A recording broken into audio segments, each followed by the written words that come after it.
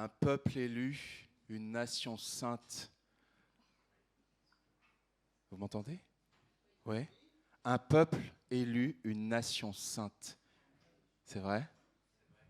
Il t'a parlé de race aussi, je crois. C'est ça, dans ce passage? Théo,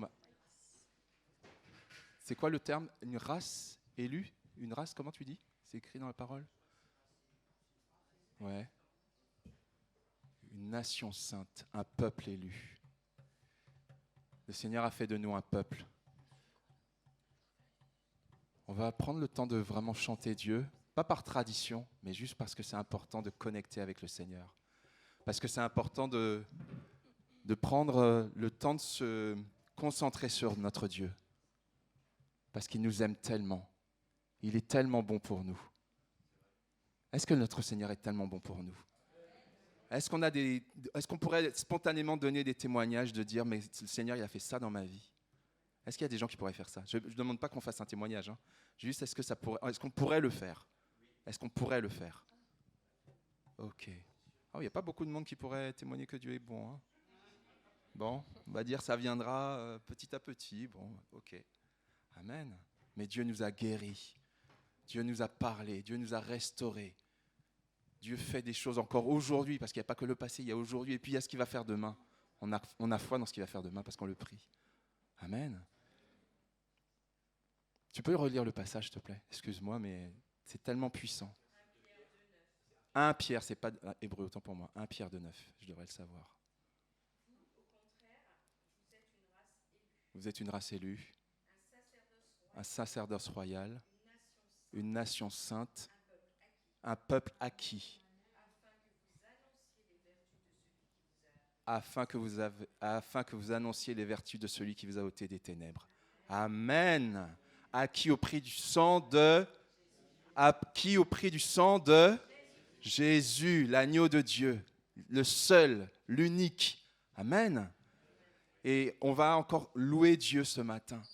Et j'aime beaucoup, et c'est vraiment le Saint-Esprit qui conduit déjà, parce que ce premier chant qu'on va prendre parle un peu de ça, de ce qu'on est un peuple qui veut louer Dieu, un seul peuple.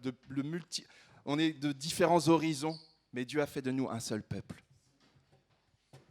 Ici, si je me rappelle bien, il y a des gens, je ne vais pas dire toutes les origines, mais est-ce qu'il y a des Antillais ici? Ou d'origine antillaise? Est-ce qu'il y a des Africains ici? Oui, amen. Est-ce qu'il y a des gens du voyage ici? Oui. Est-ce qu'il y a des Haïtiens ici? Oui, ou d'origine haïtienne. Est-ce qu'il y a des Français de souche ici? Oui. Est-ce qu'il y a des Portugais ici? Oui. Est-ce qu'il y a des Brésiliens ici? Non. Il pourrait, hein? La porte est ouverte, c'est pas encore fini. On verra. Amen. On ne peut pas dire de toutes les nations dont on est, mais est-ce qu'il y a des Mauriciens ici? Oui. Amen. Il y a plein de nations. On peut pas, mais on est une seule nation aux yeux de Dieu. Amen. Un seul peuple.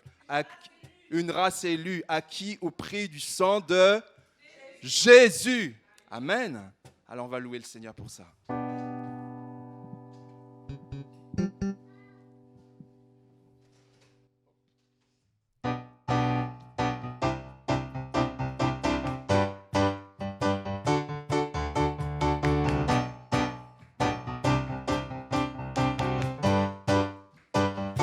Un chant nouveau monte de la terre entière.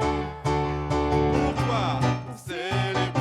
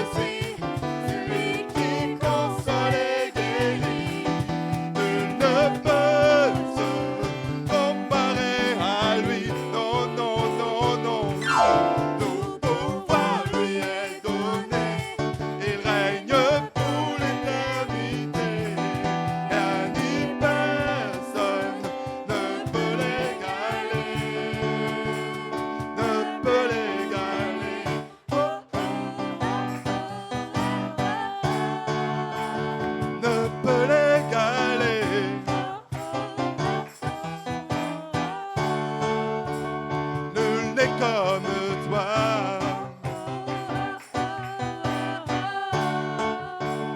Ne peut l'égaler.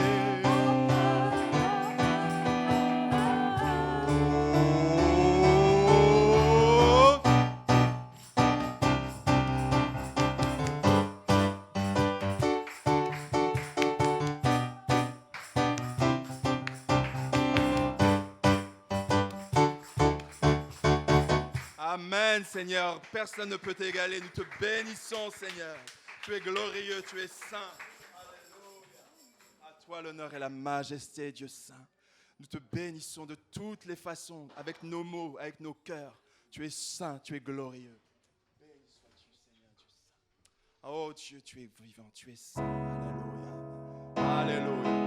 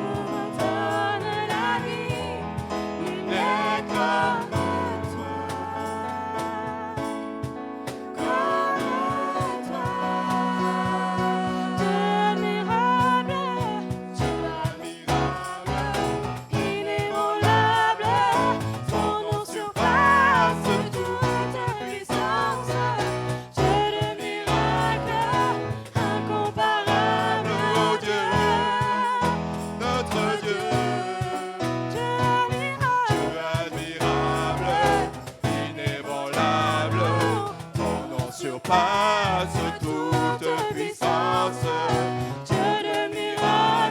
avec nous,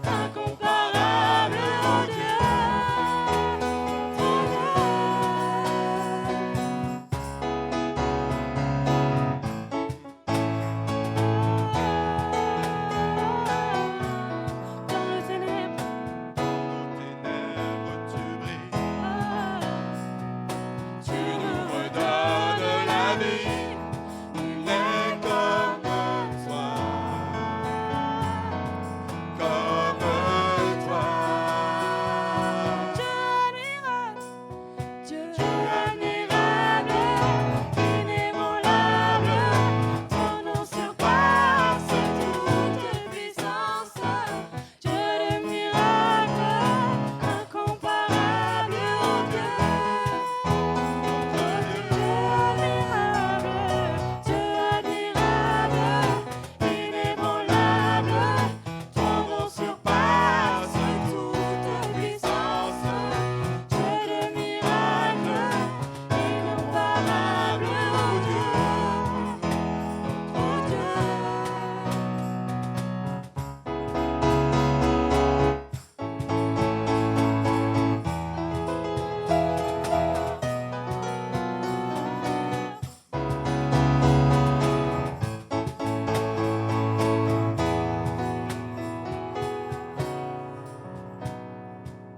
Si notre Dieu est pour nous, qui pourra nous arrêter?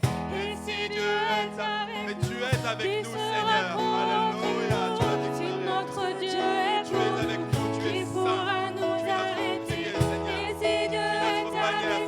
qui sera contre nous? Si notre Dieu est pour nous, qui pourra nous arrêter? Et si Dieu est avec nous, qui sera contre nous?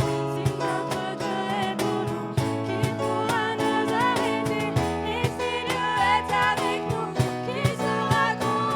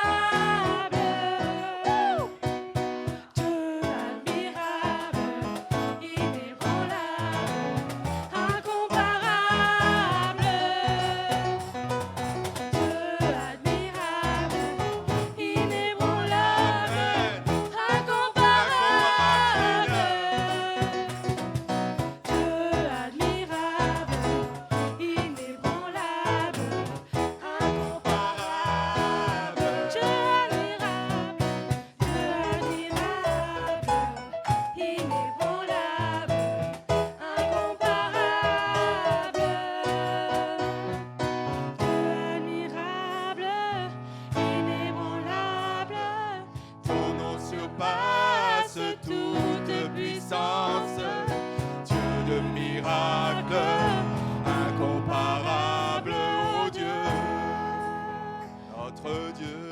Admirable, Dieu admirable, inébranlable, ton nom surpasse toute puissance, Dieu de miracles, incomparable, ô Dieu, notre Dieu. Amen, à toi la gloire.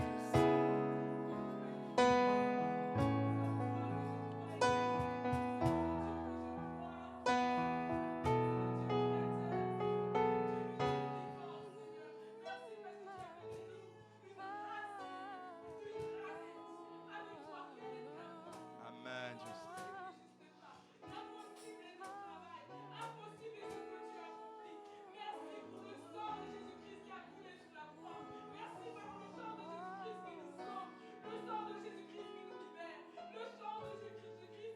Amen.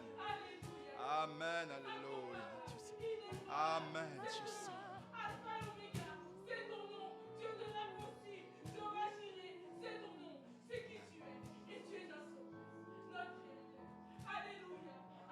Amen. Ah, gloire à toi, Seigneur. Gloire à toi, Seigneur Dieu. À toi la gloire, l'honneur et la majesté. Alléluia.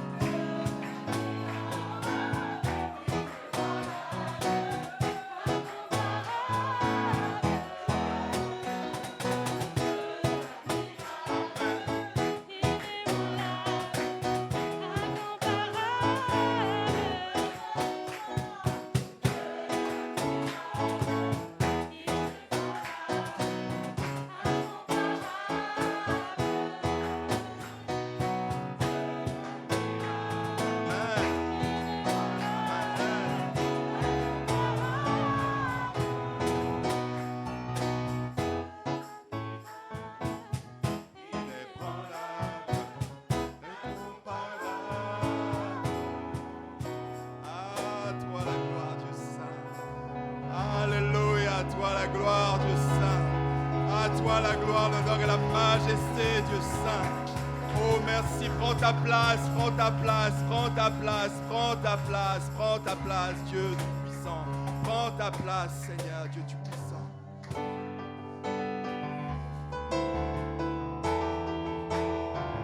Prends ta place, Dieu puissant.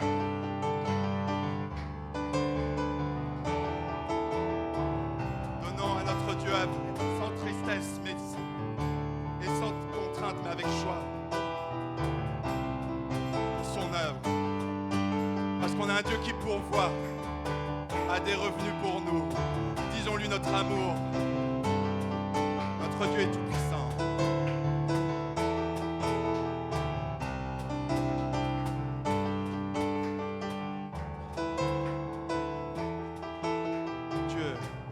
Dieu est puissant. Il est juste et grand. Il peut tout accomplir.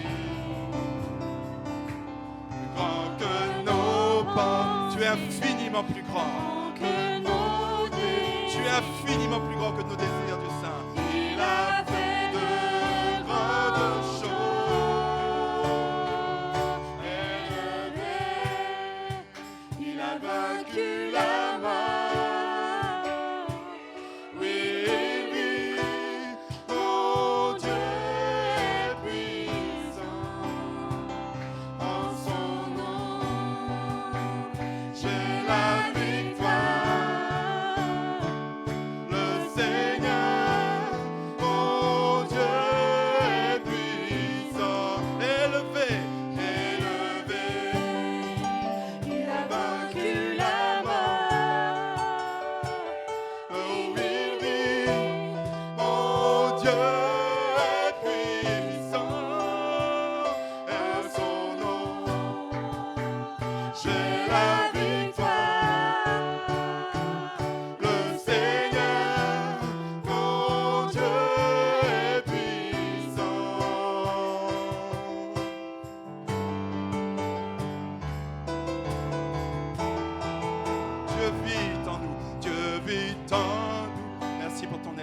Saint, Seigneur. Il est parmi nous. Tu es parmi nous, Seigneur, tu nous l'as promis. Il ouvre la Ce que tu ouvres, Seigneur, personne ne peut le fermer. Alléluia, Dieu Saint. Grand que nos attentes, plus grand que nos espoirs. il a fait de grandes choses.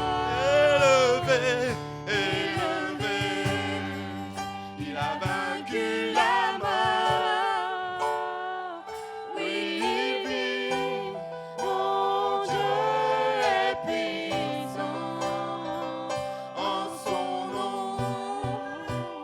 j'ai la victoire. Le Seigneur, mon Dieu est puissant, élevé. Il a vaincu La mort, oui, il vit, mon Dieu est puissant, en son nom. J'ai la victoire. Le Seigneur, mon Dieu est puissant.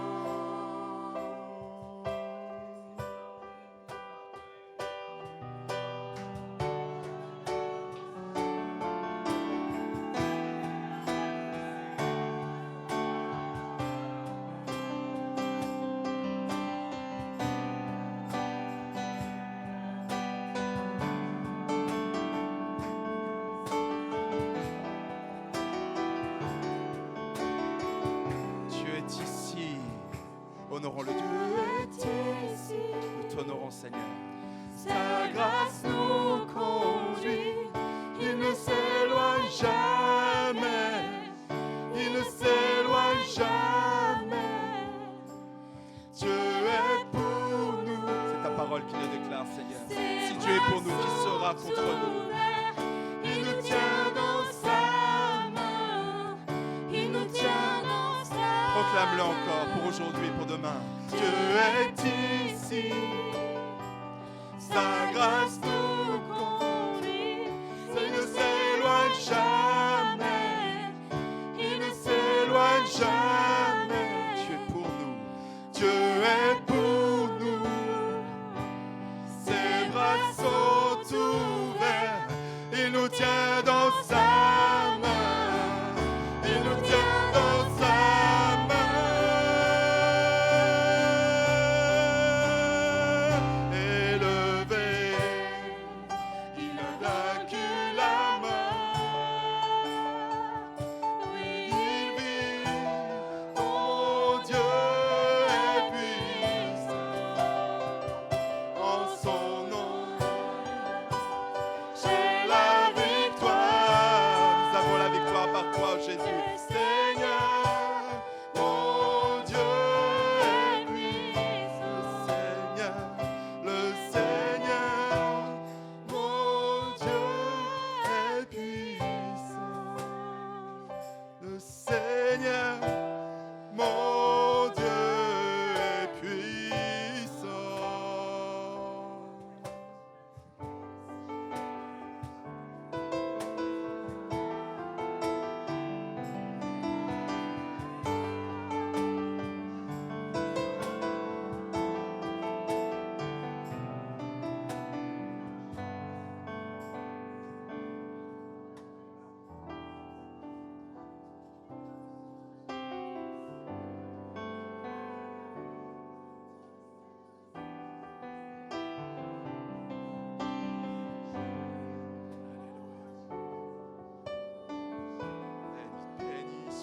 Béni sois-tu.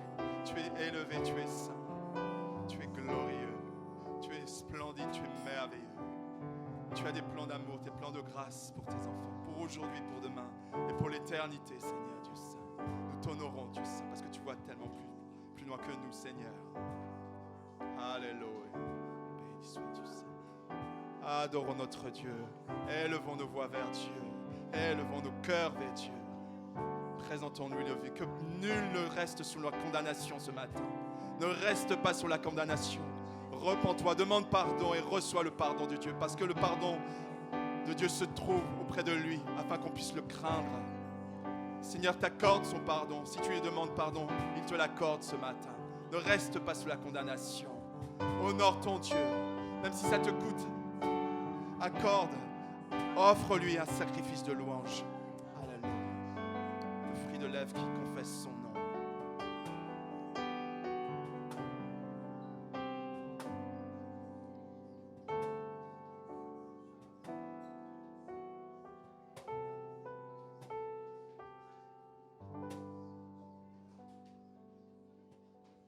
Dieu saint. À toi toute gloire. À toi toute gloire.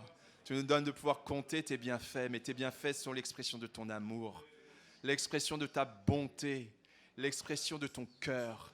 Ces bienfaits, Seigneur, nous voulons t'en remercier, mais nous ne sommes pas attachés tellement à ces bienfaits. C'est à toi que nous sommes attachés. C'est à toi, à ta personne. Donne-nous de ne pas nous attacher aux bienfaits, de t'attacher à toi. À toi, Seigneur. Parce que tu as payé le prix, parce que tu nous aimes au-delà de ce qu'on peut imaginer. À toi l'honneur. À toi la majesté, Dieu Saint. On va passer à ce temps où on va partager le repas du Seigneur.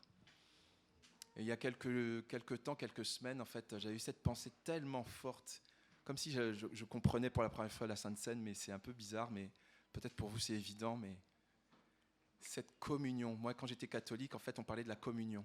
Et je trouve que le mot est juste. Bon, après, la doctrine, je ne fais pas de commentaire, mais le mot est juste. Il y a une communion, c'est-à-dire on est unis ensemble. Communion, ça veut dire on est unis ensemble. On est unis ensemble avec le Seigneur. C'est le Seigneur qui nous a partagé le pain et son corps et son sang. On est un avec lui. Il veut qu'on soit un avec lui, mais il veut qu'on soit un entre nous aussi. Je ne sais pas ce que tu vas dire, hein, Marika, peut-être que je spoil ce que tu vas dire, j'en sais rien, mais voilà. Mais c'est les deux choses. C'est cette communion avec le Seigneur. On fait un avec lui, parce qu'il a dit, vous prendrez ce repas en mémoire de moi. C'est vraiment faire ce lien avec lui, très fort. Il veut qu'on maintienne ce lien, au-delà du dimanche matin, bien sûr, tous les jours, cette communion forte avec lui. Mais cette communion entre nous, il y a les deux dimensions. Mais l'un ne va pas sans l'autre. On ne peut pas avoir que entre nous et pas avec Dieu. On ne peut pas avoir qu'avec Dieu et pas entre nous. Les deux vont ensemble. Gloire à toi, Seigneur. Merci, Seigneur, parce que tu es là ce matin. Et nous aussi, nous sommes là ce matin, Seigneur. Nous sommes connectés à toi avec ce désir de t'exprimer notre adhésion à ta personne, notre adhésion à ta présence. Merci parce que tu es là et tu as fait des promesses et nous sommes concentrés sur toi. Merci parce que nous avons fait une alliance avec toi. Nombreuses personnes parmi nous, en tout cas. Peut-être d'autres sont témoins ou découvrent des choses. Mais merci, Seigneur, parce que nous sommes là, ou pour les gens qui sont sur YouTube, nous sommes connectés ce matin à ce qui se passe, à ce qui se dit, à ce qui se chante, à ce qui se vit. À toi la gloire, Seigneur. Amen. Amen. Est-ce que Dieu est bon ? Il est toujours bon ? Est-ce qu'il y a des jours où il n'est pas bon ? D'accord. Donc il est toujours bon ? Merci, Seigneur. On est sur la même longueur d'onde, hein ? Hier, nous avons eu le barbecue, enfin pas un barbecue en fait, nous avons eu une rencontre entre hommes et il y avait un barbecue. C'était aux étangs de Cergy, on a été bénis. Voilà, je vous montre juste quelques photos parce qu'aujourd'hui c'est la fête des papas quand même. Hein, alors les papas, on est là ou on n'est pas là ? Eh oui, c'est aussi la fête des hommes, mais la fête des papas en particulier. Donc voilà, on a passé un très bon moment ensemble, on était à la base de loisirs, il y avait beaucoup de monde, mais on était très très bien. Et surtout, voilà, on a lu ensemble la dernière prière que Jésus a faite avec et pour ses disciples avant d'être arrêté. On appelle ça la prière sacerdotale qui se trouve dans Jean chapitre 17. Je vous invite à lire cette prière chez vous. On l'a lu ensemble entre hommes et on s'est quasiment arrêté à chaque verset et on a creusé et on a essayé de discerner ce que ça veut dire. Et chaque verset que prononce Jésus est tellement intense dans cette prière-là.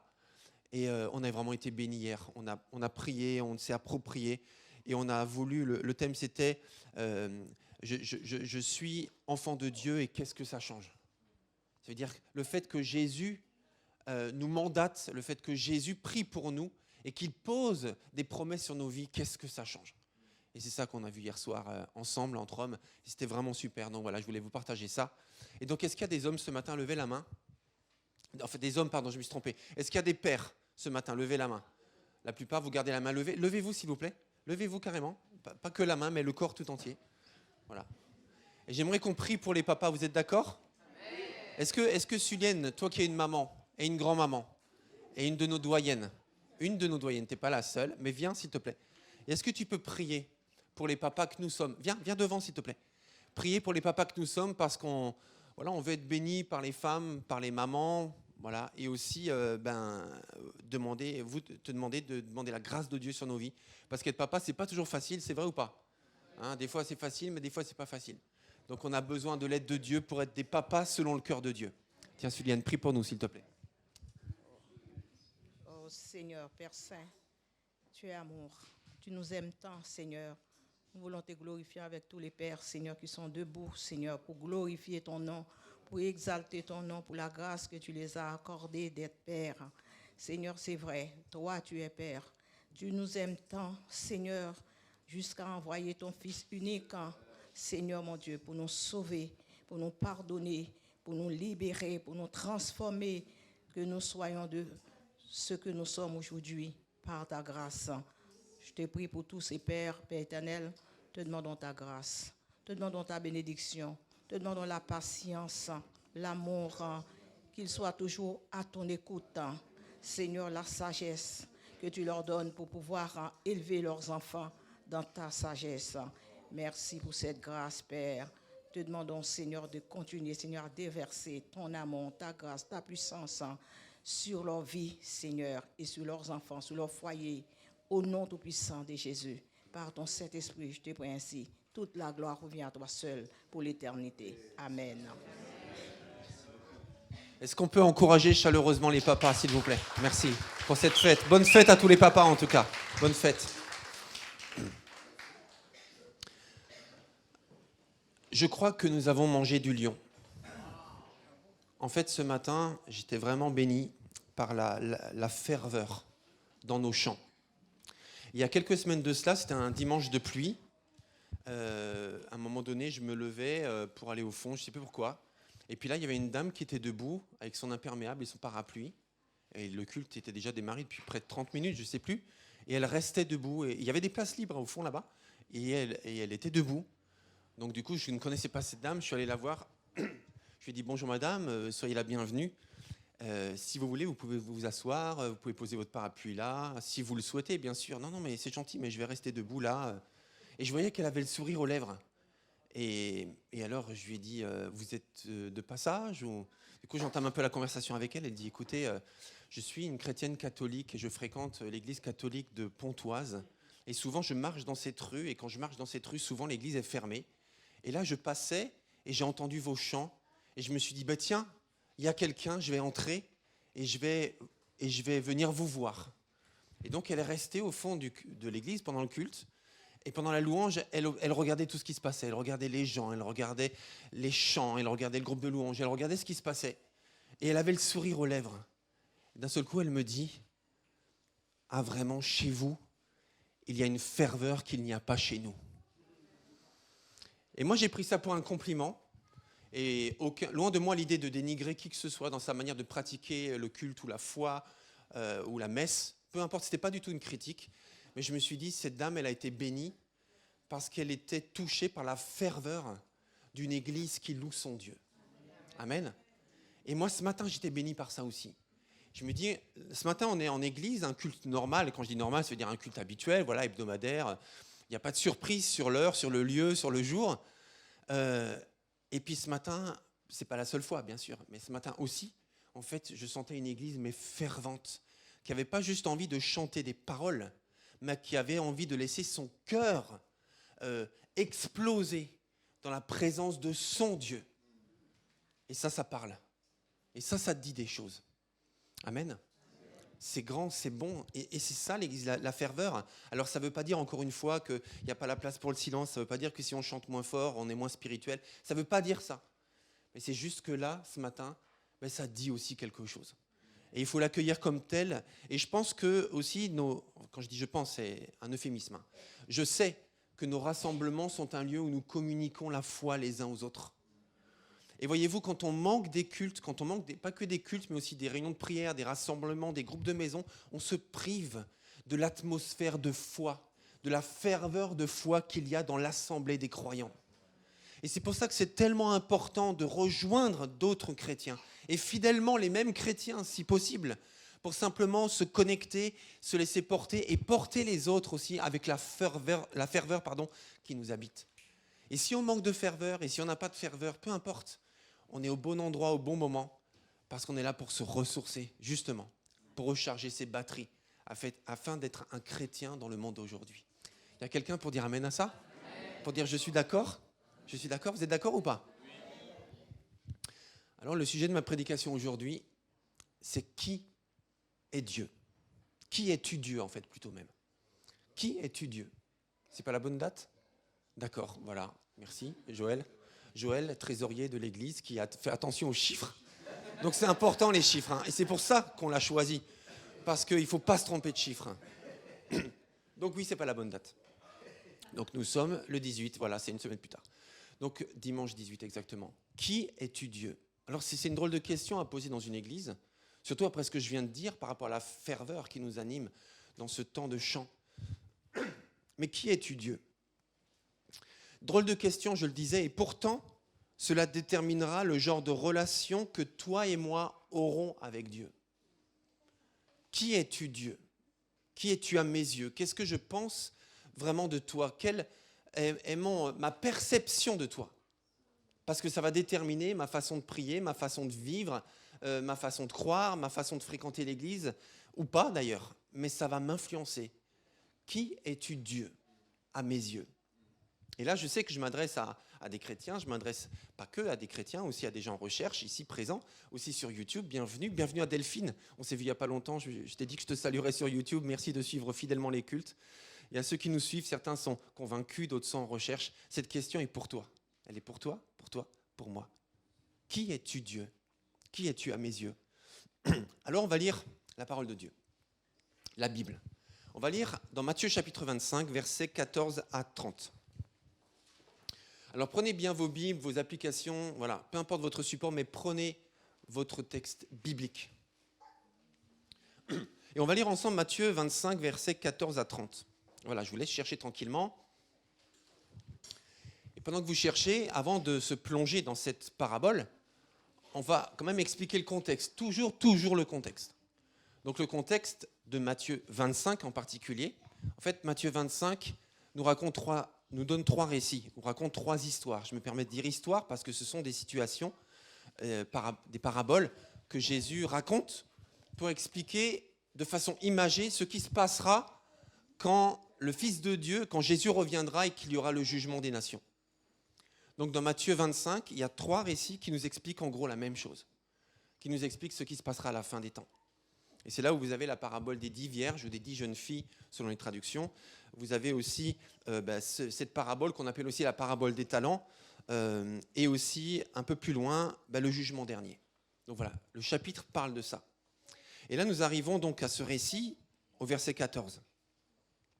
C'est Jésus qui parle. Ce sera en effet pareil au cas d'un homme qui part. Les trois histoires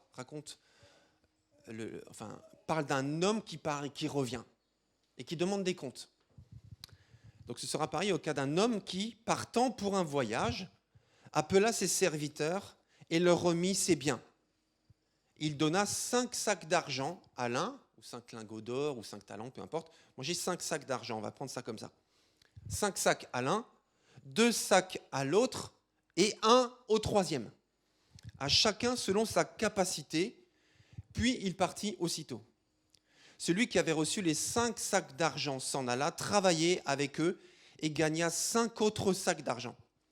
De même, celui qui avait reçu les 2 sacs d'argent en gagna 2 autres.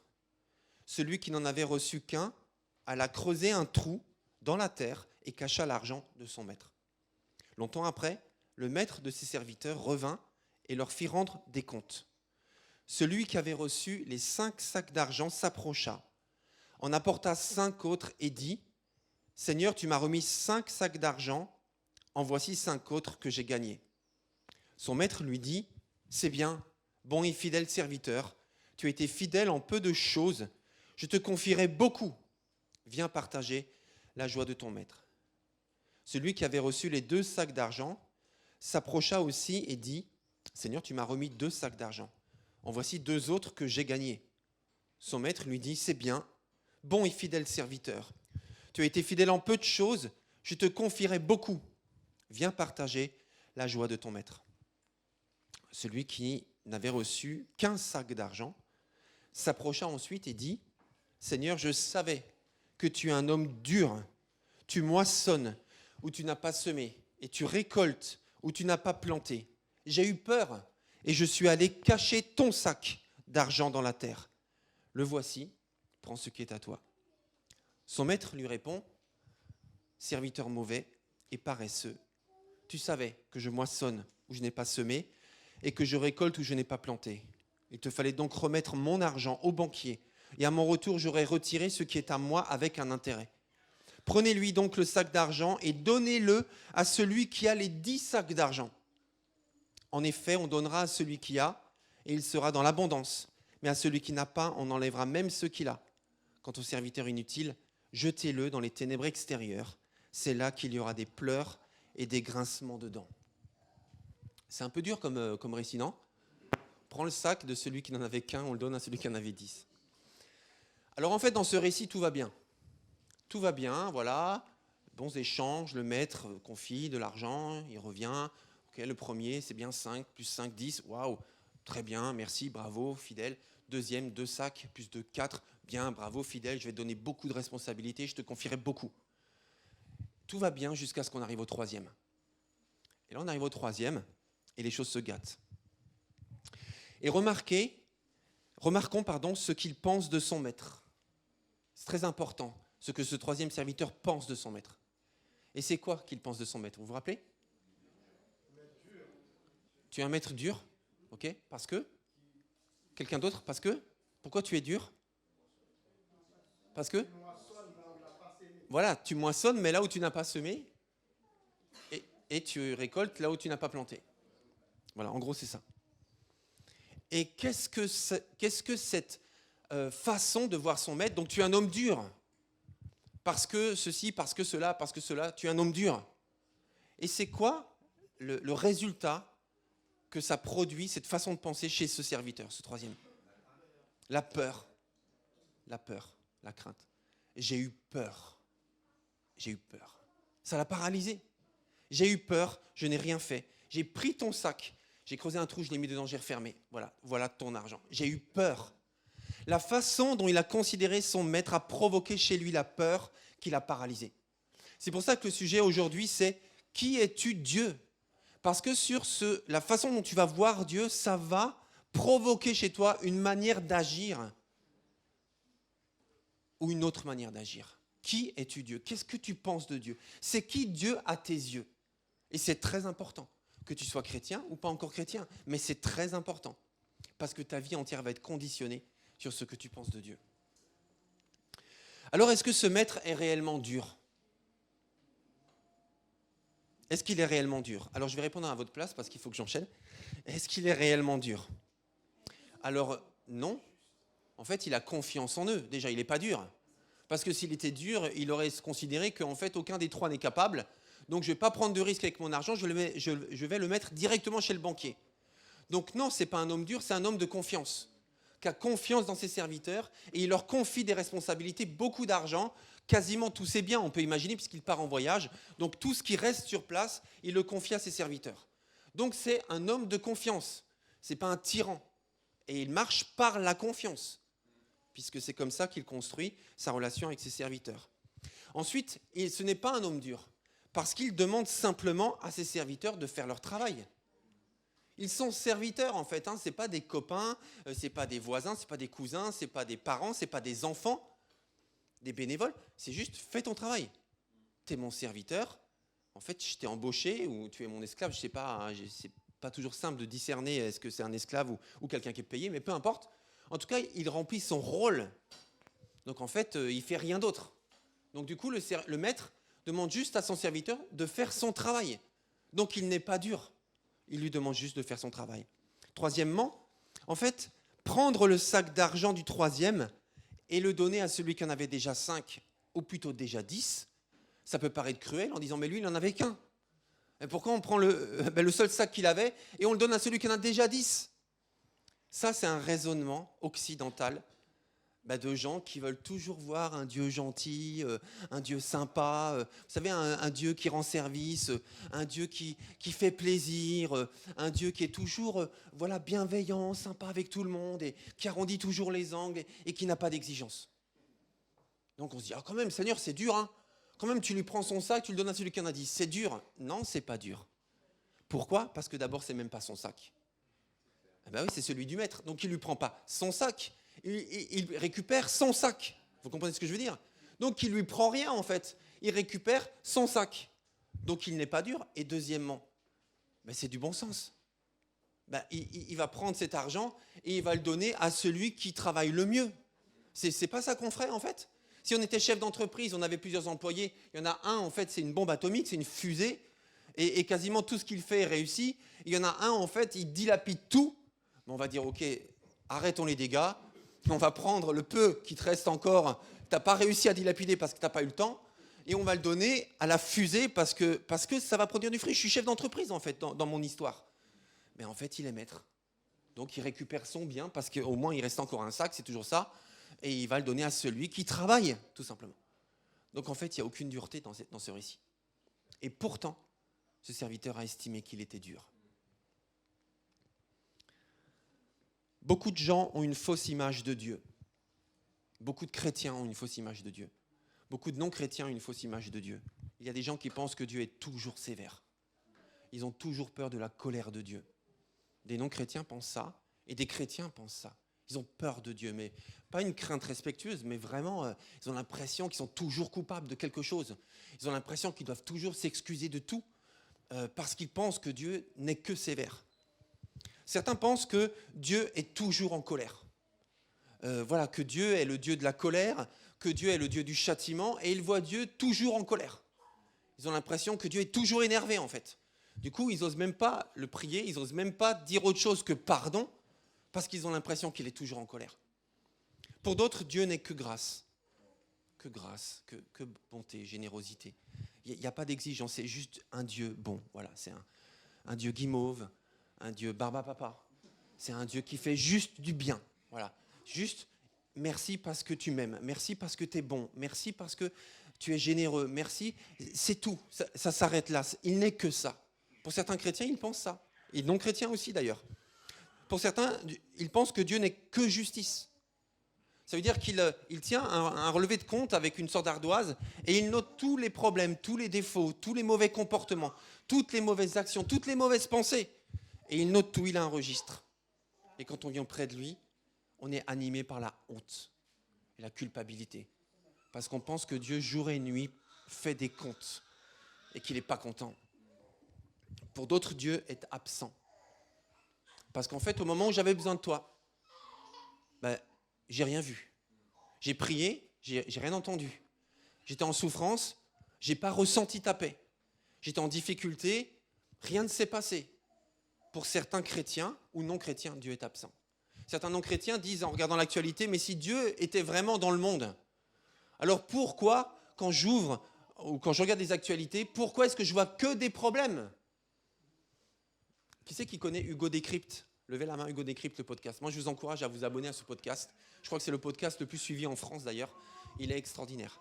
Une fois par semaine, je crois que c'est le samedi ou le dimanche, je ne sais plus. Une fois par semaine, j'espère que c'est le dimanche, le jour du Seigneur.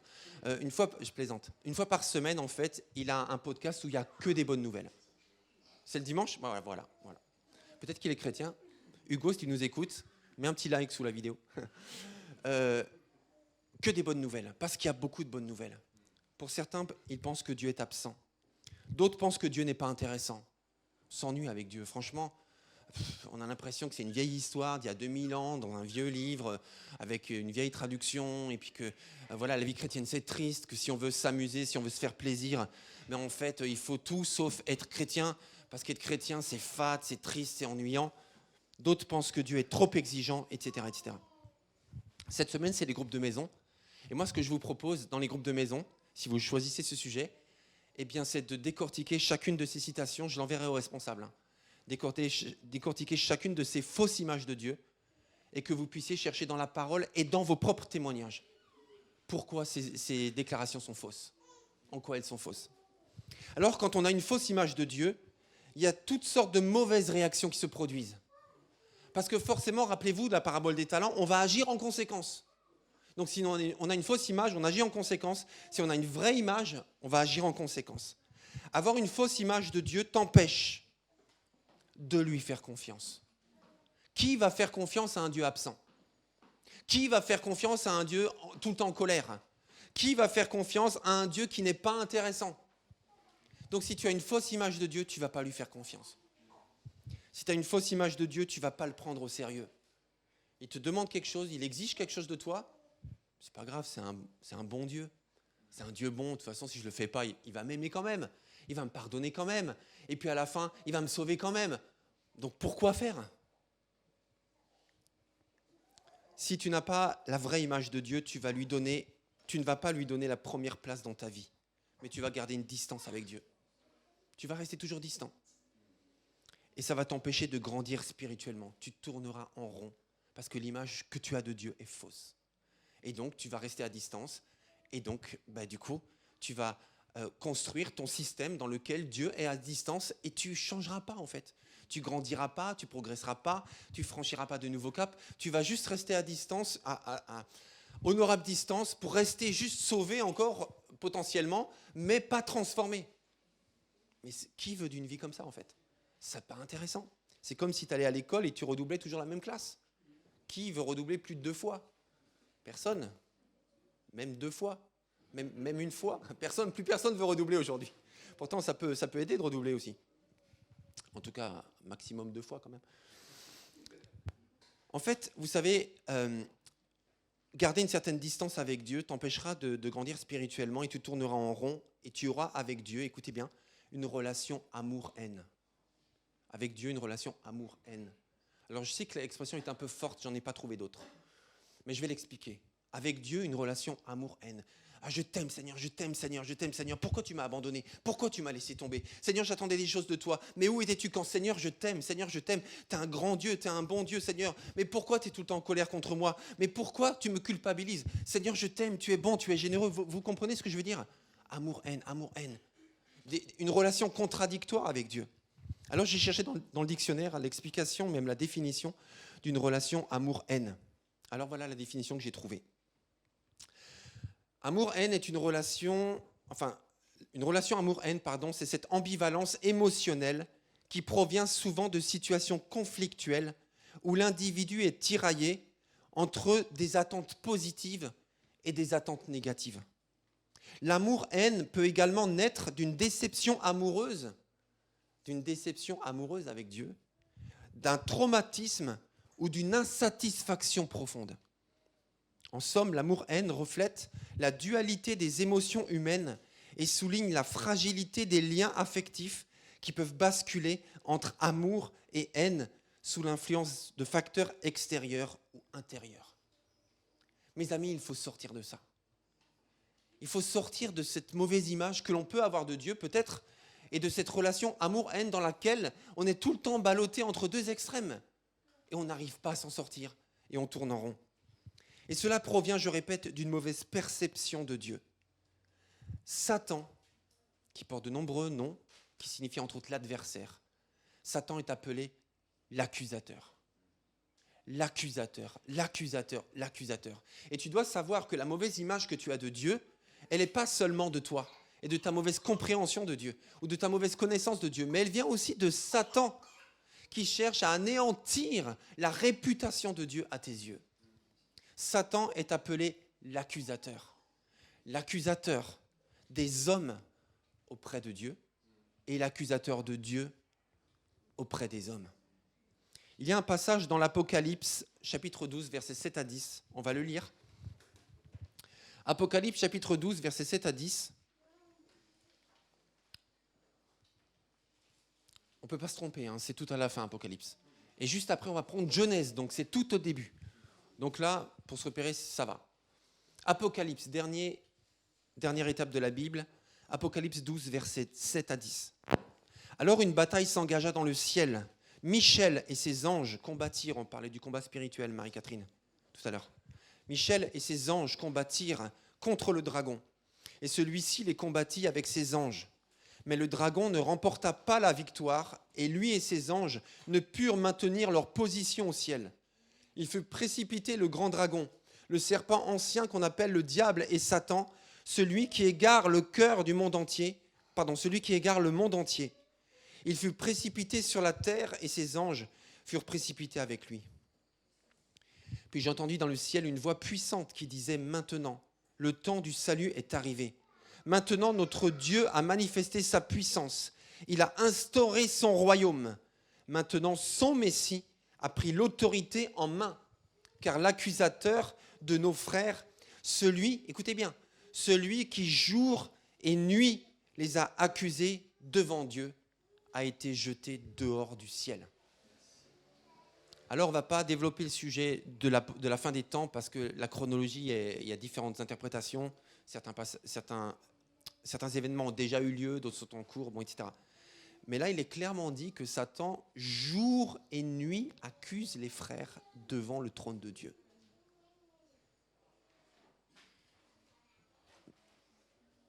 Mais il n'a pas autre chose à faire que d'accuser les gens jour et nuit comme ça. Il accuse. La culpabilité qu'on ressent parfois, elle vient de Dieu. Parce qu'il nous montre quelque chose qui dysfonctionne dans nos vies pour nous transformer afin d'être libérés de ce péché ou de ce mauvais comportement. Mais Satan n'accuse pas pour aller mieux, mais il accuse pour détruire. Il est l'accusateur des hommes devant Dieu, mais il est aussi l'accusateur de Dieu devant les hommes. Dans Genèse chapitre 2, versets 3 et 4, voilà, c'est le tout début, mais je vais vous le lire. Le serpent, on parle du serpent, du dragon, c'est toujours le même personnage, c'est Satan. Le serpent était le plus astucieux de tous les animaux des champs que l'Éternel avait fait. Il demanda à la femme, vraiment. Donc Satan parle à la femme. Et il dit, vraiment. Dieu vous a dit, vous n'avez pas le droit de manger du fruit de tous les arbres du jardin? Vraiment, t'as bien entendu. La femme répondit au serpent. Nous mangeons des fruits des arbres du jardin. Très bonne réaction. Ça veut dire, je déclare tous les bénéfices que j'ai. Je ne veux pas me concentrer sur ce que je ne peux pas. Je veux déjà bénéficier de tout ce que je peux. Donc merci Seigneur pour tous les arbres du jardin dont je peux manger. Parce que c'est à peu près tous sauf un, quoi. Donc ça fait quand même une majorité. Donc voilà, tous les arbres du jardin. Mais celui qui est au milieu du jardin, Dieu a dit de ne pas manger de son fruit et de ne pas y toucher, sinon nous mourrons. Après le serpent dit à la femme, mais pas du tout. Vous ne mourrez pas. Seulement Dieu sait bien que le jour où vous en mangerez, vos yeux s'ouvriront et vous serez comme Dieu, décidant vous-même ce qui est bien ou ce qui est mal. Vous voyez, il accuse Dieu de les empêcher d'être heureux et d'être comme lui. En fait, il dénigre Dieu aux yeux des hommes et il fait ça tout le temps. Et c'est lui aussi qui nourrit la fausse image de Dieu qu'on a. Et souvent, Satan livre une véritable campagne de harcèlement et de dénigrement. On parle beaucoup du harcèlement scolaire actuellement et c'est un vrai fléau, le harcèlement scolaire. Il y a des enfants, il y a des ados qui sont détruits, d'autres même qui se suicident. On a eu 2 cas récemment en France, c'est ignoble le harcèlement. Et ceux qui harcèlent n'ont même pas la moindre idée de la destruction que ça provoque chez l'autre. Il est nécessaire, mes amis, de retrouver une bonne vision de Dieu et de marcher dans la vérité. Alors c'est vrai que parfois, Dieu ne fait pas ce que tu demandes. Parfois, Dieu n'agit pas comme tu l'attendais. C'est vrai que pourtant, des choses que Dieu promet dans sa parole, tu ne les vois pas se réaliser aujourd'hui. C'est vrai. Et je crois qu'il est important de parler des priorités de Dieu et de l'agenda, du calendrier de Dieu. Parce que Dieu a un ordre pour faire les choses. Il ne fait pas tout de suite. On va lire ensemble Ésaïe 55, versets 8 et 9. Ésaïe 55, versets 8 et 9.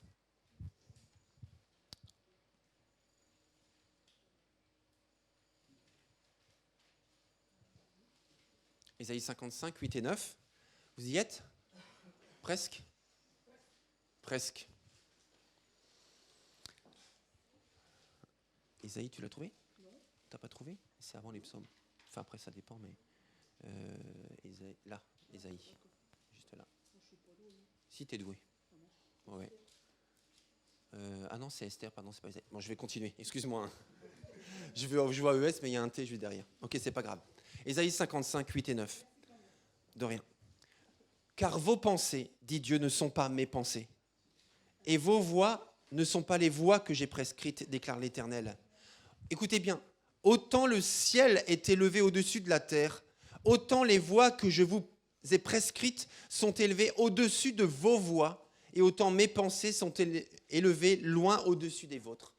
Ça veut dire que le plan de Dieu est tellement plus grand et est tellement supérieur à ce qu'on lui demande dans nos prières. C'est pour ça qu'il est dit, vous ne savez pas ce qu'il convient de demander. Mais l'Esprit de Dieu va intercéder pour vous. Parce que nous, on s'arrête à l'évidence. Quelqu'un est malade, on prie pour les malades. Quelqu'un a faim, on prie pour la faim, on intervient, on fait tout ce qu'on peut. On prie souvent pour l'évidence. Ça ne veut pas dire qu'il ne faut pas le faire. Le Seigneur nous demande de prier pour les malades. Il faut faire aussi ce qu'il y a à l'évidence. Mais il ne faut pas s'arrêter là. Parce que parfois, avant la guérison, par exemple, eh bien, Dieu a prévu des étapes préalables. Et c'est ça qu'il faut discerner. Seigneur, quelles sont tes priorités dans sa vie, dans ma vie, dans ce monde, dans mon investissement dans ce monde? Il y a une chanson de Kirk Franklin, un chanteur extraordinaire, voilà, que nous sommes nombreux à aimer beaucoup. Et dans sa chanson « He loves me », il chante « He loves you too much to give you too much ». Ça veut dire il t'aime trop pour te donner de trop. Parce que ce qu'il donne, même s'il donne avec abondance, c'est toujours pour un but. C'est toujours dans un contexte. Il t'aime de trop pour te donner de trop.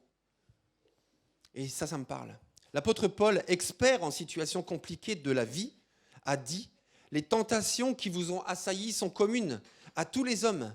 D'ailleurs, Dieu est fidèle et il ne permettra pas que vous soyez tentés au-delà de vos forces. Au moment de la tentation, il préparera même le moyen d'en sortir pour que vous puissiez y résister. » Dieu n'est pas cruel. Jésus a dit clairement « Prenez mon joug sur vous et mettez-vous à mon école, car je suis doux et humble de cœur. Et vous trouverez le repos pour vous-même. Oui, mon joug, mon fardeau est facile à porter et la charge que je vous impose est légère. » Parce que Dieu impose une charge parfois. Jésus impose une charge. Oui, Jésus, ce n'est pas juste le copain qui nous rend service, mais il a des demandes, il a des exigences, il a des attentes. Oui, il impose une charge, c'est clairement dit. Mais cette charge est légère. Elle n'est pas là pour nous écraser. Elle n'est pas là pour détruire notre vie, pour nous rendre malheureux et pour nous faire passer à côté du vrai bonheur qu'on voit si souvent sur les vidéos des influenceurs et influenceuses. Il y a une série, je vous recommande, c'est Patrick qui nous l'a recommandé d'ailleurs sur le groupe des responsables de service de l'église de Courcelles dont Christophe Blom est le pasteur, ou un des pasteurs. Non, le pasteur. Merci. Donc il y a plusieurs ministères, mais c'est lui le pasteur. Et en fait, il y a une série de 2 prédications, je vous encourage à écouter, enfin à regarder. Voulons-nous être une église normale ou une église normale? Certains diront, mais c'est quoi la différence? Mais regardez la vidéo, je vous donne juste quand même un petit pitch parce que vous dites quand même c'est bizarre. Juste un pitch. Est-ce que c'est une église normale selon les critères humains ou normale selon les critères de Dieu? Et je crois que c'est dans la 2e partie où elle parle beaucoup des addictions d'ailleurs. Ça m'a parlé parce que dernièrement on avait une soirée sur les addictions, enfin un webinaire. Et elle parle des addictions et elle raconte parfois les choix que nous chrétiens faisons en décidant de désobéir à Dieu. Dans un domaine, envers un péché, voilà, un plaisir que Dieu interdit par exemple. Et on se dit, ouais mais ça fait du bien quand même. Tu l'interdis Seigneur, mais tu vas pardonner. Donc en attendant, je peux quand même le faire parce que c'est bon. Et sur l'instant, ça produit tellement de bien. Et elle donne des exemples d'addiction, de comportements qui produisent après des accoutumances. Et alors elle dit, mais en fait le problème, et là je vous le cite parce que ça m'a vraiment touché, elle dit le problème c'est que si tu connais la vérité et que tu te plonges dans le péché, tu vas te rendre compte au bout d'un moment que ce péché a détruit ta vie. Et qu'est-ce que tu vas faire après? Tu vas de toute façon revenir à Dieu. Parce que tu seras anéanti, ta vie sera en lambeaux, donc tu vas revenir à Dieu. Sauf qu'entre-temps, tu auras détruit tellement de choses dans ta vie. Peut-être même ton couple sera détruit, ta famille sera détruite, ta santé, tes finances seront dilapidées. Alors que tu aurais pu t'éviter ça, juste en soumettant ta vie à Dieu dès le départ. Et ça m'a parlé, parce que c'est tellement vrai. Comment le disciple, je termine, c'est ma conclusion, comment le disciple suivra-t-il son maître s'il n'a pas confiance en lui? Ben, il ne le suivra pas, tout simplement. Il ne le suivra pas. Alors comment sortir, et c'est ça ma conclusion, comment sortir de cette fausse vision de Dieu? Je conclus avec ça. Et je vous invite à en parler et à prier là-dessus et à prendre des décisions dans les groupes de maison. Donc la question, c'est comment sortir de cette fausse vision de Dieu? Comment sortir de cette fausse vision de Dieu? Premièrement, ce n'est pas une recette, hein, mais bon, je ne dis pas premièrement alors. Bien déjà, il faut vraiment le fréquenter beaucoup, beaucoup, beaucoup, beaucoup. Il faut être avec Dieu, auprès de Dieu, dans la présence de Dieu, beaucoup, beaucoup, beaucoup, beaucoup. Parce que quand on fréquente beaucoup quelqu'un, on le connaît bien. C'est vrai ou c'est pas vrai? Vous qui êtes mariés depuis plus de 15 ans, c'est vrai ou c'est pas vrai? C'est vrai, hein? C'est faux? Qui a dit c'est faux? Ah ok, d'accord. C'est Manouchka dit, parce que j'ai entendu un bruit par là. Non, c'est pas moi, c'est pas moi. Je te dis, c'est... Ok, bon bref, c'était juste une illustration. On peut ne pas suffisamment bien connaître l'autre, même au bout de 15 ans, c'est vrai. Mais il faut être beaucoup, beaucoup, beaucoup, beaucoup. Écoutez, c'est pas grave. Beaucoup avec Dieu pour bien le connaître. Pour sortir d'une fausse image de Dieu, il faut être beaucoup, beaucoup, beaucoup avec lui. Le fréquenter tout le temps, encore plus, encore plus, encore plus. Mais comment fréquenter beaucoup Dieu? Par la prière. La prière. Mais pas juste le temps que tu prends le matin ou à un autre moment de la journée où tu joins tes mains, tu fermes tes yeux et tu pries. Ça, c'est très important. Mais Paul dit prier sans cesse. Prier sans cesse, ça veut dire quoi? Ça veut dire que tes pensées sont en contact avec Dieu, sont portées par Dieu. Quand tu travailles, quand tu es en voiture, quand tu es à l'école, peu importe, tu penses à Dieu, tu médites à Dieu, tu dis tiens, Dieu, Seigneur, qu'est-ce que tu ferais maintenant? Tu es en contact avec Dieu, tu pries sans cesse. En écoutant de la musique chrétienne. Je ne dis pas qu'il faut forcément écouter que de la musique chrétienne. Je sais qu'il y en a qui le pensent. Voilà, on peut penser autrement aussi. Mais en tout cas, en écoutant beaucoup de musique chrétienne. Beaucoup, parce que ce sont des prières, parce que c'est de la louange, parce que ça parle de Dieu. Et Kirk Franklin, ses paroles, c'est de l'or, c'est de l'enseignement, c'est du solide. Moi, je suis édifié quand j'écoute Kirk Franklin. Et c'est bon. Donc, je suis beaucoup avec Dieu en écoutant beaucoup de musique chrétienne aussi. Ensuite, il faut aussi vraiment fréquenter les gens qui le connaissent bien. Fréquente des gens qui connaissent bien Dieu, parce qu'ils vont t'influencer et ils vont te donner la juste image de Dieu. Et quand tu fréquentes les bonnes personnes, elles t'influencent de la bonne manière. Et après, tu connais bien Dieu. L'église, par exemple, cette église, je parle de cette église. Ton groupe de maison, si tu n'as pas encore de groupe de maison, il faut aller dans un groupe de maison. Il le faut. C'est indispensable pour toi. Et ce n'est pas juste le conseil, c'est bien si tu le fais, tant pis si tu ne le fais pas. Fais-le. Fais-le. Il faut le faire pour fréquenter des gens qui aiment Dieu, qui ont une bonne image de Dieu. Et pour toi aussi avoir une bonne image de Dieu. Avoir des discussions franches aussi avec ces gens-là. Comment tu fais dans telle situation? Comment tu vis ça? Comment tu as surmonté ça? Dis-moi franchement. Parle-moi de tes doutes, parle-moi de tes peurs. Mais ayons des relations vraiment vraies et authentiques. Là, on construit une bonne image de Dieu. Et aussi, alors il y a d'autres choses certainement, mais j'ai pensé aussi, en priant pour cette prédication, qu'il faut beaucoup lire le livre qui parle le plus de lui. Mais beaucoup lire le livre. Et je répète, et je dénigre pas. Mais lire 3, 4, 5 versets, un chapitre par jour, c'est pas assez. Je sais que pour certains, déjà un chapitre par jour, waouh, c'est énorme.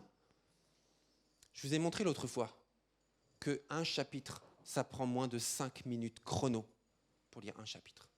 C'est quoi 5 minutes? Il faut beaucoup lire le livre qui parle le plus de lui, c'est la Bible.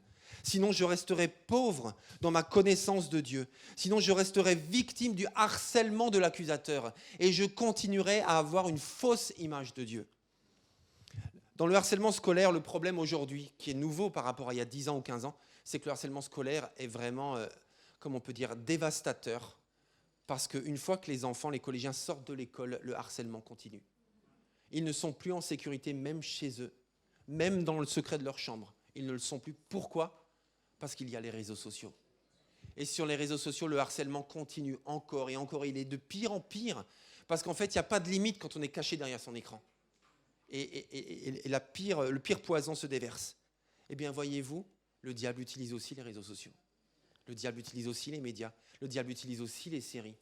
Et plus tu te nourriras de médias, en fait, qui ne glorifient pas Dieu et qui te donnent une fausse image de Dieu, dans lequel Dieu aura l'impression d'être méchant ou cruel ou bête, ou que les chrétiens sont méchants ou stupides ou injustes, ou tout ce que tu veux, ou hypocrites. Mais plus tu te nourriras de ça, et moins tu auras la vraie image de Dieu. Et les séries que l'on regarde, ou que tu regardes, ou que je regarde, faisons attention à ce qu'on regarde. Dernièrement, j'ai commencé une série, je regarde très peu de séries d'ailleurs, pourquoi ? Parce que ça prend trop de temps en fait. Tout simplement parce qu'un épisode ça dure tant, et après il y a une saison, et 2 saisons, et 3 saisons, j'ai pas le temps de regarder des saisons moi. Donc du coup, je regarde en général quand il n'y a qu'une saison, et un épisode dure moins de 30 minutes, et en général, il n'y a pas plus de 10 épisodes. Et là, je le distille sur 1 mois, 2 mois, voilà, ça passe. Mais des fois, même un épisode de 30 minutes, je le regarde en 3-4 fois, et je ne sais même plus ce qui se passe, je ne comprends plus rien. Dernièrement, j'ai commencé une série, au bout du 3e épisode, j'ai dit, ok, c'est bon, j'arrête. Je me suis dit, c'est quoi cette cochonnerie ? Et je me suis dit, mais c'est pas la peine de continuer en fait. Quand ça te pollue la pensée, quand ça pollue l'image de Dieu dans ton cœur, arrête de regarder. Et remplis-toi par contre de ce qui te donne une juste image de Dieu. On va s'arrêter là pour ce matin. Raphaël, on s'arrête là. Est-ce qu'on peut se mettre debout et prier ? Et dans les groupes de maison, s'il vous plaît, allez dans un groupe de maison cette semaine. Vous aurez les notes, les responsables de groupe de maison, vous aurez aujourd'hui les notes. Et je vous recommande, vous, à lire Ésaïe 53, versets 1 à 8. Et là, vous verrez de qui on parle quand on parle de Jésus.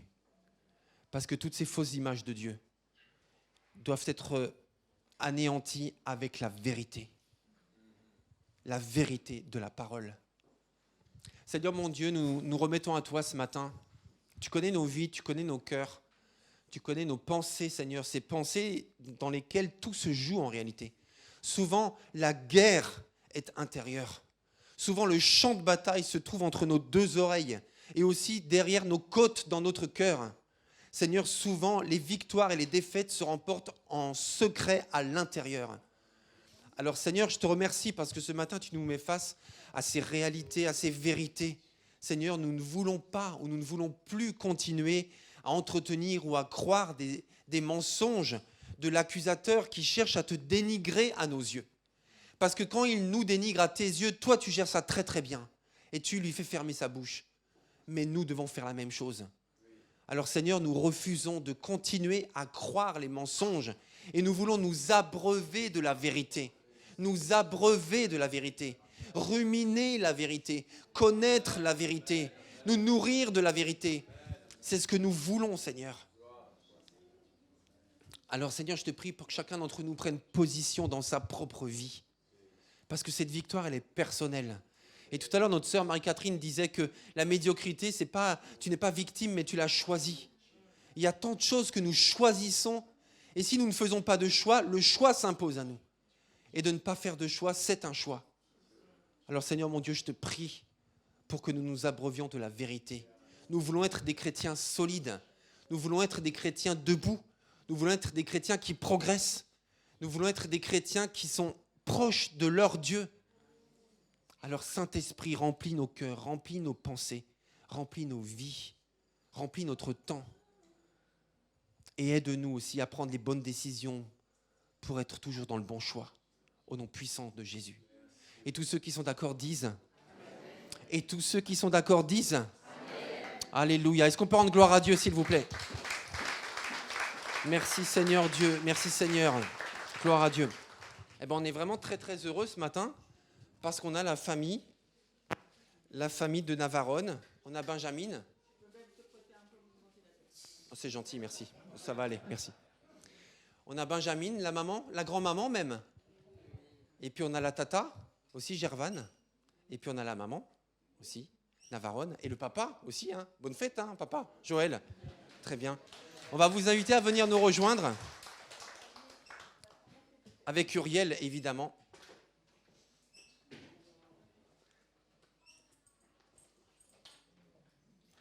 Voilà.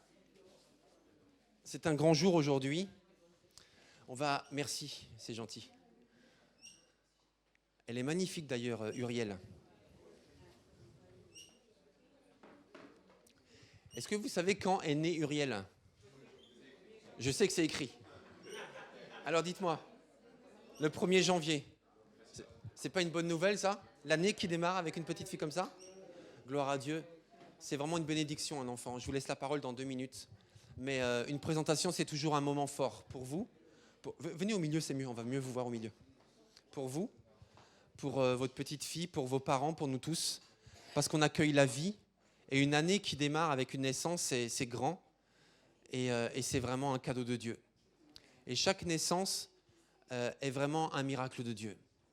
Et souvent, on l'oublie parce que, je ne sais pas, je ne me rappelle plus des statistiques, mais c'est parce que la plupart du temps, la très grande majorité des cas, une naissance se passe bien. Mais parfois pas. Et parfois, on ne sait pas pourquoi d'ailleurs. Donc le fait que la vie arrive normalement, correctement, merci Seigneur. Merci Seigneur parce que tu as permis ce cadeau, déjà la conception et puis la naissance. Merci Seigneur. Et puis ensuite, les parents accueillent cet enfant en disant merci Seigneur pour ce cadeau, mais aussi Seigneur, aide-nous à l'élever selon ta parole, à l'aider, à la faire grandir selon ta volonté, pardon. Parce que nous voulons être des parents selon toi. Parce qu'on l'a vu pour les papas tout à l'heure, mais pour les mamans c'est pareil. C'est pas facile d'être une maman, c'est pas facile d'être un papa. Et vous, par contre, vous le vivez super bien, hein, vous semblez... je ne sais pas si vous cachez votre jeu. On essaye. Je vous donne la parole tout de suite. En tout cas, vous êtes inspirant. Inspirant clairement aussi pour les futurs jeunes parents. Ça nous encourage. Et puis aussi, c'est une façon en tant qu'Église de dire, nous accueillons Uriel et nous vous accueillons en tant que parents. Il y a d'autres parents ici, il y a des grands-parents aussi. Et on a vécu des choses et on est là aussi pour vous encourager, vous aider, partager nos expériences qui ne sont pas modélisantes parce que chaque expérience est différente. Mais en tout cas, on est là ensemble en tant que parents pour se soutenir les uns les autres et aider nos enfants à grandir dans le Seigneur tout simplement. Donc que le Seigneur soit béni. Je vous laisse la parole aussi si vous souhaitez témoigner, dire quelque chose. Enfin voilà, c'est comme vous voulez. Bonjour à tous. Voilà, on est à la présentation d'Uriel, qui en hébreu veut dire Dieu est ma lumière. C'est un choix qu'on avait réfléchi. L'arrivée d'Uriel, c'est juste une grâce. Comme on dit, pour chaque couple, on ne sait jamais. Enfin, s'il y a une volonté d'avoir un enfant, on ne sait pas quel est le timing de Dieu. Et on a eu la grâce que ça a été du tac au tac. On a vécu énormément de circonstances qui, après coup, on s'est rendu compte que Dieu savait pourquoi. Pourquoi il voulait que ça soit comme ça. Et tout s'est intercalé. Il y en a beaucoup qui savent. On perd un grand-père et en fait, on se rend compte que oui, il n'a connu que sa petite fille le temps de quelques semaines. Et là, tout prend son sens. D'autres vont vous dire, mais tout va trop vite. Et en fait, non, il n'y a pas de... non, ça peut être parfois une grâce. Et donc, c'est vraiment quelque chose qu'on retient. Et ça fait du bien à beaucoup, à nous, à la famille. Et c'est vrai que sur cette présentation, on est souvent, Jo et moi, on regarde Uriel et on dit simplement, Dieu, tu nous as donné quelque chose. Elle t'appartient à toi avant nous. Et moi, je sais, parce que pour l'instant, je suis encore tout le temps avec elle. Et je prie pour que je puisse la mener là où il veut qu'elle aille, en fait. Parce qu'en fait, je suis qu'un proxy. On est personne, en fait. On fait ça pour lui. Et donc, voilà. On voulait juste réellement remettre Uriel entre ses mains. Pour ça c'est pas une fête, mais on estime juste que c'est elle et le Seigneur. Voilà, elle se présente à lui. Donc voilà, merci encore à tous d'être présents, d'avoir fait le déplacement. Et à la famille qui est toujours là auprès de nous et qui nous guide. Sachez qu'on ne fait rien seul. Donc peut-être les apparences montrent que ça a l'air de bien aller, mais non, c'est parce qu'il y a des personnes qui sont là, qui nous disent, qui nous rappellent. Et voilà, donc c'est une grâce. Joël.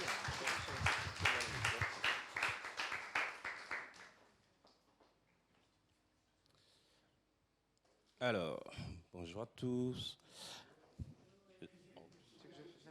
Non, c'est bon. Alors, au fait, j'avais prévu quelques notes et au fait, ça fait référence à Genèse 4, verset 1. Alors, il dit, l'homme s'unit à Ève, sa femme. Elle devient enceinte et donne naissance à Caïn. Elle dit, j'ai formé un homme avec l'aide de l'Éternel.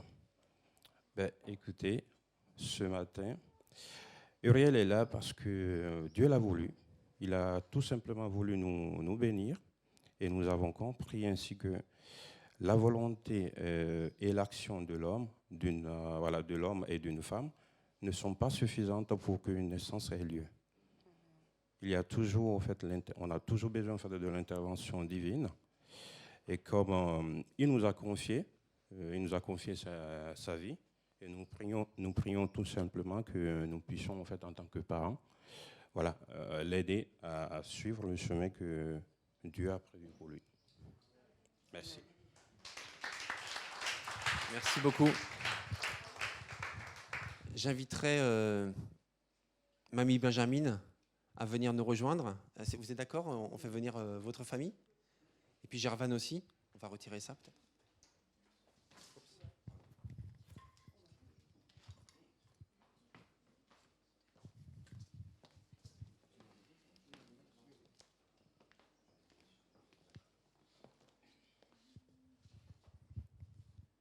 Allez, merci Seigneur.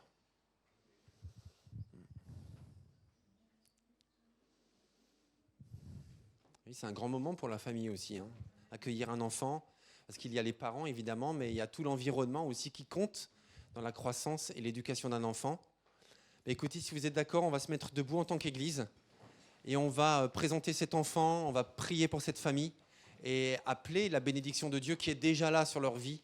Évidemment, on le sait, avant même la conception, la parole dit que Dieu savait tout d'elle et connaissait même chaque instant de sa vie et de son avenir. Donc ça, c'est sécurisant. Et on va prier pour Uriel.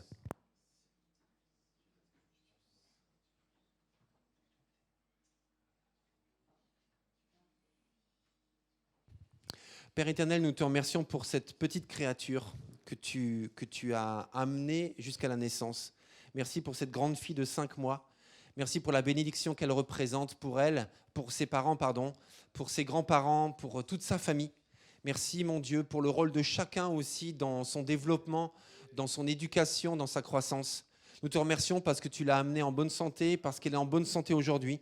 Nous te prions vraiment de continuer à la garder et à la préserver de tout accident, de tout incident, Seigneur, de tout problème grave. Garde-la de tout problème grave tout au long de sa vie. Nous te prions pour chacun de ses parents, pour Navarone, pour Joël en particulier. Seigneur, donne-leur le discernement, la sagesse aussi pour élever cet enfant selon ta volonté, qu'il puisse aussi discerner les dons que tu as mis dans sa vie, les appels que tu as mis dans sa vie et être simplement à l'écoute de ton esprit pour la faire grandir selon toi. Seigneur, nous voulons être de bons parents et surtout de bons parents selon toi.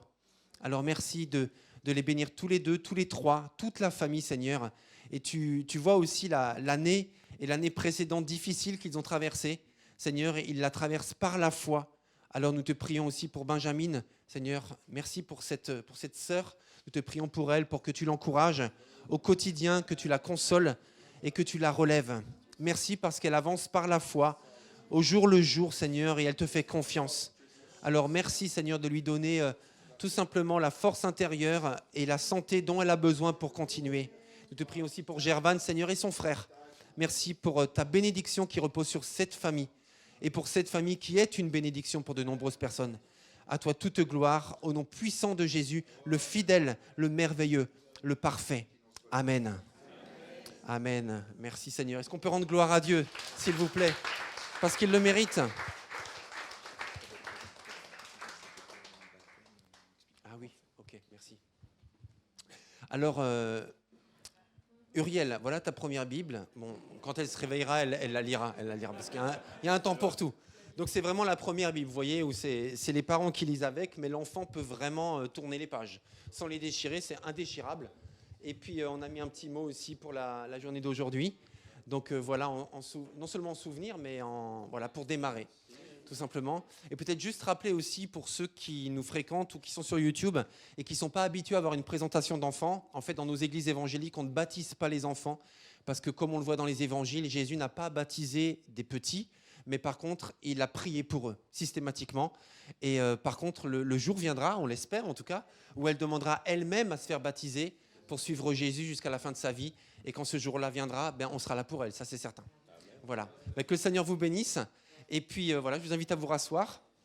On va terminer ce culte doucement. Okay. Voilà, juste quelques annonces. Je vais commencer par là. Alors, un défi sportif et un défi missionnaire. c'est possible. Alors, je vais faire le 2 juillet, dans 2 semaines, je vais participer à une compétition de triathlon qui s'appelle le demi-Ironman, qui est une compétition difficile.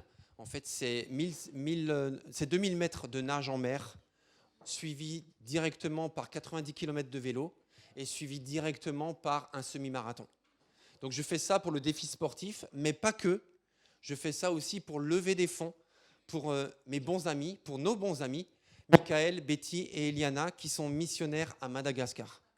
Donc, je ne veux pas juste faire un défi sportif, je veux le faire, mais je veux aussi que ça serve et que ça bénisse une famille, mais aussi tous les gens tous les gens qui le servent. Et l'objectif, c'est de lever 4 000 € pour Madagascar. Donc, vous trouvez ici, voilà, un QR code. Lorsque vous flashez ce QR code, on va vous envoyer le lien pour être sûr que vous ayez vraiment l'occasion de faire un don. On va vous envoyer le lien, vous pouvez donner ce que vous voulez. Vous arrivez sur une page de Hello Asso, ça passe par À Cœur Ouvert. Et chaque euro donné ira intégralement pour la famille Jurgensen à travers une association missionnaire. Donc chaque euro donné ira exactement pour ça. Donc pour l'instant, en tout cas hier, il y avait déjà 250 €. Donc je vous invite vraiment à donner, tout simplement, ce que vous pouvez. Vous avez jusqu'à fin juillet, mais n'attendez pas parce qu'après c'est les vacances, après il y a autre chose. Mais voilà, d'ici la fin du mois, peut-être même début juillet, lorsqu'il y a la paye qui tombe, c'est le moment de bénir, quoi, tout simplement, cette famille à travers ce don. Donc voilà, je vous invite vraiment à le faire. Et moi, ça m'encourage aussi de me dire, voilà, quand je vais être dans le dur, dans 2 semaines, je vais me dire, mais merci Seigneur pour tous ces dons. Merci Seigneur parce que tu bénis des gens à Madagascar, parmi les plus pauvres du monde. Tu les bénis à travers ce que je fais. Donc merci Seigneur. Voilà, je vous invite tout simplement à le faire. Et voilà. Merci. On poursuit avec le potager solidaire avec Muriel. Est-ce que vous mettez des slides, s'il vous plaît?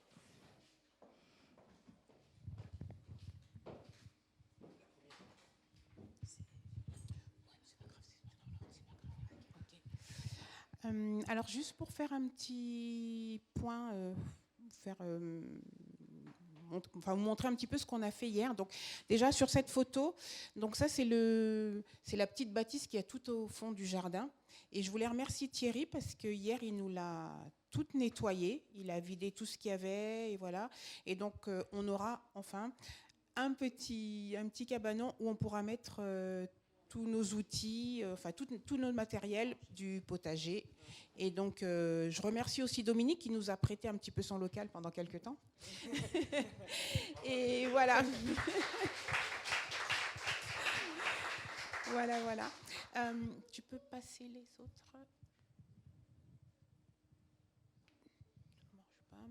Alors bon, c'est pas grave. Donc, on voulait juste vous informer aussi qu'on avait commencé à installer l'arrosage automatique. En fait, on a mis un système de goutte à goutte.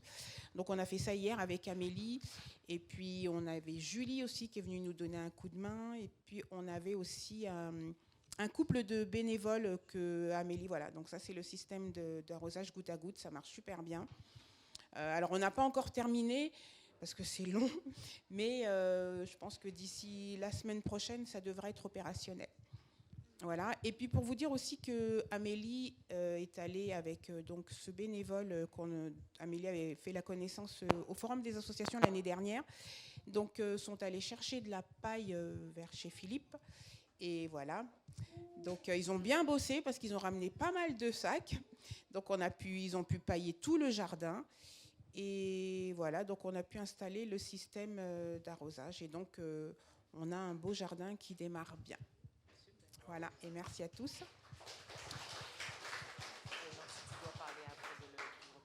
Oui, d'accord. Merci. Alors, nous nous retrouvons cette semaine pour nos groupes de maison, du mardi au vendredi. Jeudi, nous avons notre soirée missionnaire avec la famille Hookinson. Voilà, donc ils arrivent mercredi et donc nous avons un temps, alors je vous avais donné les informations mais je vous renverrai sur le WhatsApp de l'église, donc on va avoir vraiment un temps consacré, ils font une tournée missionnaire, ils commencent avec nous, donc jeudi soir à partir de 20h30, donc vous nous donnerons différentes informations de ce qu'ils ont déjà vécu ces quelques mois, c'est quasiment une année, oui c'est une année parce qu'ils sont partis au mois d'août de l'année dernière. Et voilà, ce sera le temps de leur poser des questions, de prendre des nouvelles, et puis voilà, de prendre du temps avec eux. Donc soyons bien tous présents ce jeudi à 20h30. Dimanche, nous nous retrouvons pour notre temps de culte et de repas de fin d'année. Et Muriel, je t'avais dit de ne pas partir, parce que nous ferons un temps, voilà, où nous serons tous ensemble dans le jardin pour clôturer notre année. Alors, c'est moi. Alors, juste pour vous informer, donc la semaine prochaine, enfin le dimanche prochain, donc à cœur ouvert, nous organisons le repas de fin d'année. Cette année, on voudrait le faire sous forme de barbecue. Donc, ce sera un moment beaucoup plus convivial, festif. Donc, vous pourrez apporter tout ce que vous avez envie de manger, en viande, en légumes, tout ce qu'on peut griller. On organisera aussi un petit temps festif, voilà, des quiz, des jeux. Si vous avez envie de participer, si vous avez quelque chose à cœur, envie de partager quelque chose, n'hésitez pas à venir me voir ou à Mélie, qu'on puisse coordonner tout ça et qu'on puisse vraiment passer un temps vraiment fraternel et voilà, tous ensemble. Et puis c'est tout. Donc voilà, durant ce temps, nous allons faire des inaugurations. Donc on a mis plusieurs nouveautés en place sur l'église. Donc ce sera l'occasion aussi de vous en informer. Et voilà, ce sera un temps convivial. Donc on sera dans le jardin. Donc n'oubliez pas de mettre des baskets, des chaussures appropriées. On sera tous ensemble, voilà, dans le jardin du début jusqu'à la fin pour notre culte et notre repas de fin d'année. Est-ce qu'on peut clôturer ensemble ?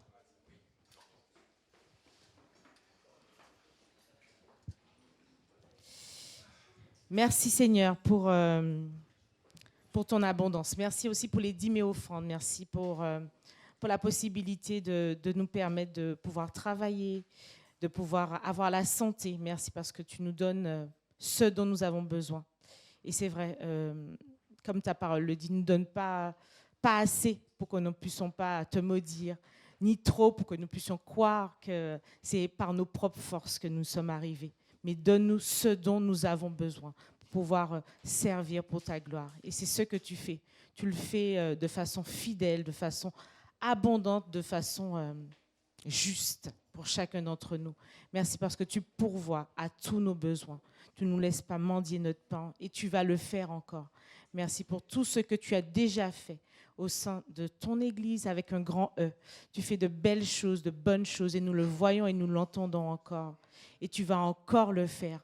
Merci parce que nous restons et nous voulons rester encore à ta disposition pour que tu puisses nous utiliser pleinement dans le quotidien, auprès de nos familles, auprès de nos voisins, de nos collègues, auprès de notre communauté en Christ. Mais tu nous envoies pas seulement dans le monde, mais au quotidien, pour bénir les uns et les autres. Et aide-nous à rester vigilants face à cela. Comment tu nous envoies pour être une bénédiction quotidienne pour notre prochain.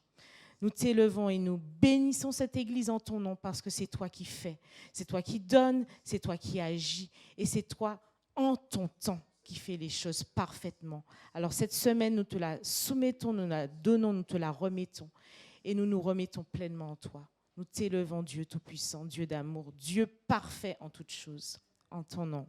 Amen. Bonne semaine, restez bénis.